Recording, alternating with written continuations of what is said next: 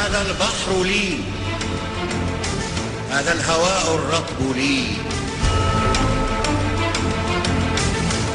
والمفتاح لي، والباب والحراس والأجراس لي،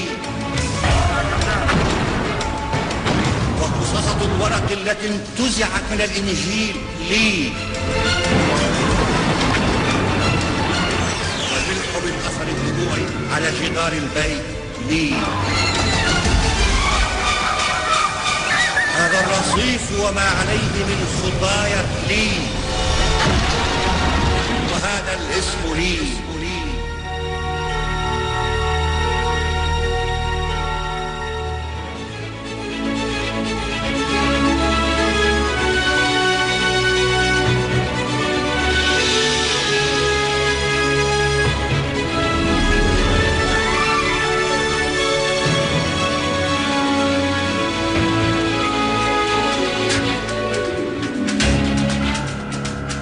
Jalili, la Syrie joue un rôle principal dans la résistance et la solution à la crise syrienne se fera de l'intérieur.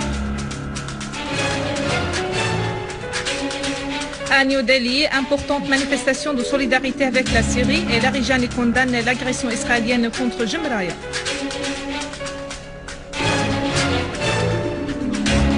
Morts et blessés dans un attentat terroriste près de la prison d'Ataji au nord de Bagdad.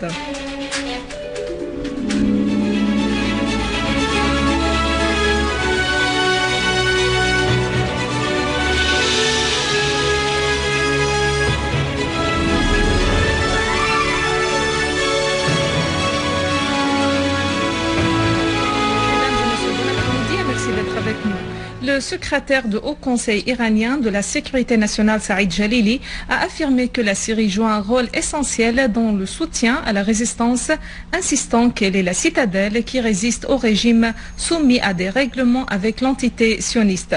Dans une conférence de presse tenue aujourd'hui à Damas, Jalili a estimé que la direction syrienne ayant résisté durant des décennies à l'agression extérieure jouit d'une popularité auprès des Syriens fiers de leur nation.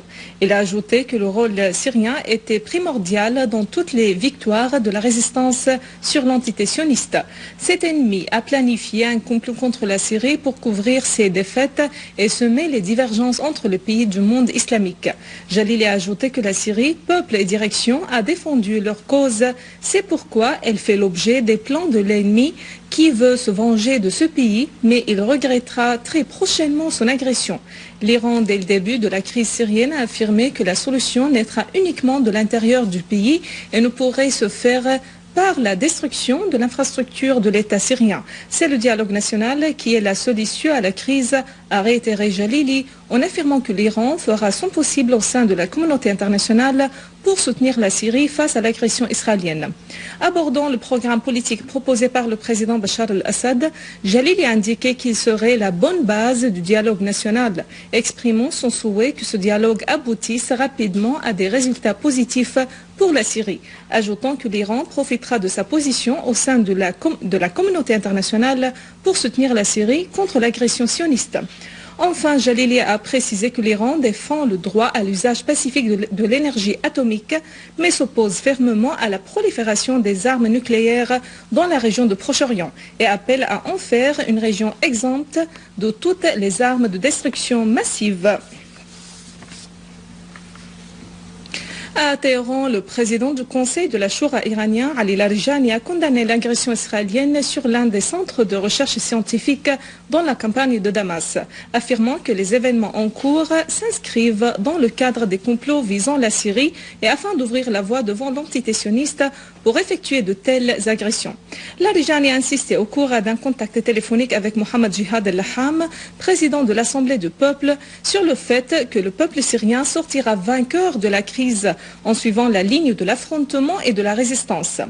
Pour sa part, M. Laham a mis l'accent sur la position iranienne soutenant le peuple syrien qui fait face aux agressions et au complot israélien, affirmant que les pays impliqués dans l'attisement de la crise en Syrie gardent le mutisme et ne réagissent pas envers les agressions de l'entité sioniste. À New Delhi, une importante manifestation populaire a été organisée sous le slogan « La Syrie et l'Inde, une amitié éternelle ». Ont participé à cette manifestation de nombreux partis politiques indiens et des ONG en signe de solidarité avec la Syrie dans sa guerre contre le terrorisme. Ils ont condamné l'agression israélienne contre un centre de recherche scientifique à Jumraya dans la région de Damas-Campagne. La manifestation s'est dirigée vers l'ambassade syrienne à New Delhi en saluant l'armée arabe syrienne et en assurant qu'Israël et le Front al-Nusra sont des complices dans les crimes commis contre la Syrie. Les manifestants ont de même condamné les actes criminels du réseau Al-Qaïda au Mali, en Irak et en Libye comme en Syrie, en insistant sur le fait que le terrorisme d'Al-Qaïda est le même dans tous ces pays. Les deux partis de la prospérité et de la démocratie directe mauritaniens ont condamné le récent raid israélien sur la Syrie et ont dénoncé le mutisme de la Ligue arabe et l'affaissement de la communauté internationale face à cette agression.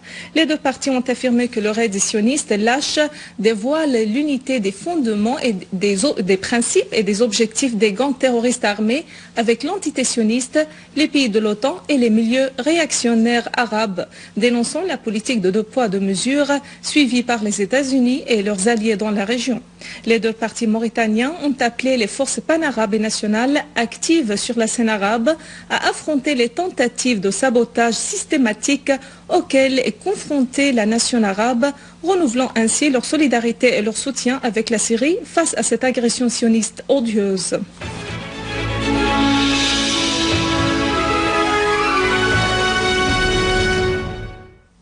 Une source bien informée a affirmé que les services spécialisés ont réussi la nuit dernière à libérer le ressortissant russe Viktor Gorilov et le citoyen Abdesattar Hassoun, ainsi que le ressortissant italien Bilo Homo, tous enlevés par un groupe terroriste armé le 12 décembre dernier dans la région de Hassia, dans la campagne de Homs.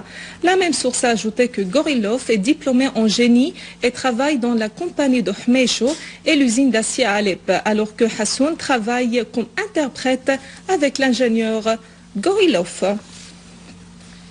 Une unité commune de l'armée arabe syrienne et des gardes frontières a déjoué la nuit dernière une tentative d'infiltration de terroristes en Syrie depuis le Liban au niveau de Tel Kalach dans le gouvernorat de Homs. Une source officielle a indiqué que les terroristes ont tenté de s'infiltrer en grand nombre à partir des localités de Adlin et Azir situées sur la ligne de la frontière syro-libanaise. La tentative d'infiltration a été effectuée par les terroristes à bord de voitures et de motos, mais l'armée arabe syrienne a liquidé un grand nombre d'eux, obligeant les autres membres du groupe à se retirer vers le territoire libanais. Dans la banlieue de Homs à Talbissé, une unité de l'armée arabe syrienne a tué et blessé de nombreux terroristes, membres d'un groupe armé qui commettait des actes de vandalisme et d'intimidation près d'une gare routière. Dans le village de Deir el-Foul, dans la région d'Arrestan, une unité de l'armée arabe syrienne a détruit le repère d'un groupe terroriste armé comprenant des armes et des munitions.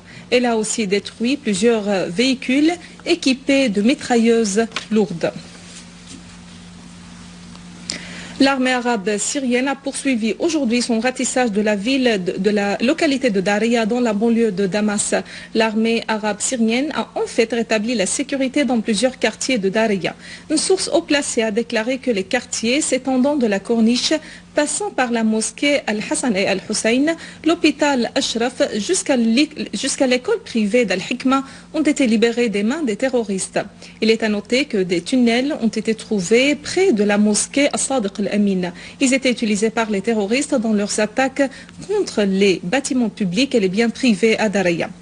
Par ailleurs, les services techniques ont désamorcé des engins explosifs prêts à être actionnés à distance et plantés par les terroristes près de la mosquée As-Sadiq al-Amin et dans les quartiers avoisinants. En collaboration avec les habitants, une unité de l'armée arabe syrienne a éliminé un groupe terroriste armé sur l'autoroute Palmyre-Deir ez-Zor. Une autre unité de l'armée arabe syrienne a d'ailleurs abattu des terroristes dans les localités de Houéqa et de Al-Mayadine à la campagne de Deir ez-Zor.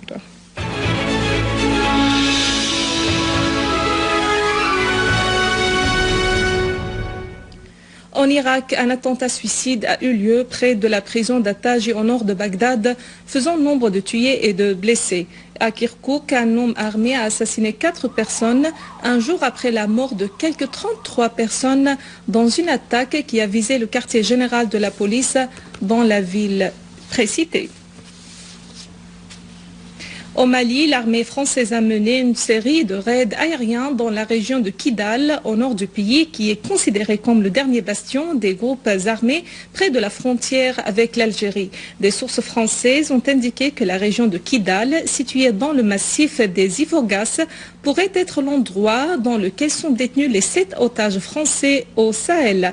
Les mêmes sources ont précisé que les bombardements au nord de Kidal, dans la zone de Tissalit, ont visé des dépôts logistiques et des centres d'entraînement des groupes islamistes armés liés au réseau terroriste d'Al-Qaïda.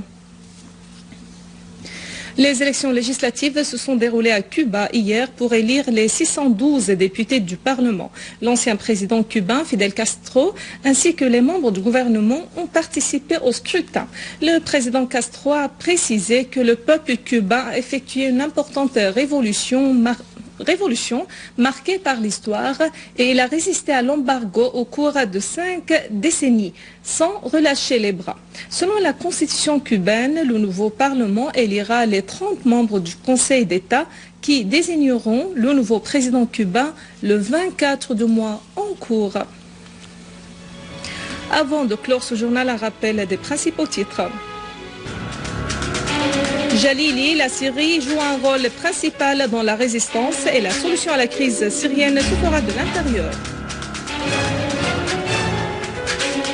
À New Delhi, importante manifestation de solidarité avec la Syrie et Larijani condamne l'agression israélienne contre Jumraya.